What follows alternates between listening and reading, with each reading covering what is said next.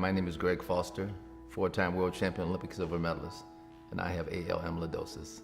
For me, my symptoms were shortness of breath, not being able to finish a workout, and lifting weights and actually getting weaker as I lifted more. When I first went to the doctor, the initial thoughts were I had athlete's heart. I knew something was wrong. I knew my body well enough to know that this is not right. After seeing the second doctor, I was again told that I had athlete's heart. I said, no, we got to get to the bottom of this, and that's why I just kind of insisted on seeing as many doctors as I could, and I finally got a diagnosis. Did some research, and the very first thing I read was that amyloidosis is a death sentence. That was the very first thing I read. Scared me to death. I didn't know what to do. I had no clue where to go, where to turn, who to talk to. I'd never heard of this disease, and I put in amyloidosis in my in my computer in my search engine, and I got you guys. I got ARC, and it's been a lifesaver. The treatment options I looked at was clinical trials, and the second and only other one was the chemo and bone marrow transplant.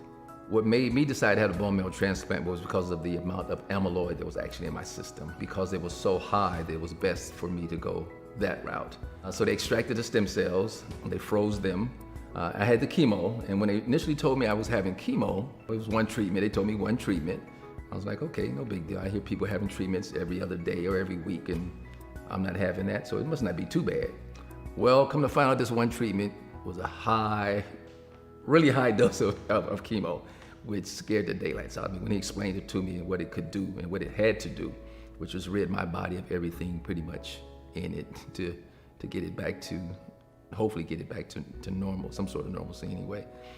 And from there we do the stem cell transplant. When they released me from the hospital, I was actually excited to go. I was ready to go, I think 3 days prior to them actually releasing me. They just wouldn't let me go. And once I got home, I felt good. I actually felt pretty good. I was really surprised. I didn't know what to expect because I'd never, of course, gone through this before. The difficult part was eating because nothing had any taste to it. I had no taste buds. Didn't enjoy eating at all. I knew I had to eat, but I didn't enjoy eating at all.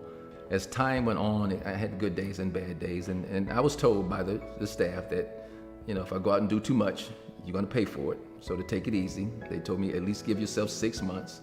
I actually went to our Olympic trials 2.5 weeks later. I went to Eugene, Oregon, which I couldn't miss. The U.S. Federation invited me, and they made everything easy. They had a nurse there for me just in case anything happened. And at this time, I still have good days and bad days, mostly good days.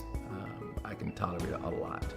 Knowing that there were other people out there that were going through the same thing I was going through really helped a great deal. Every time I had a question, you answered.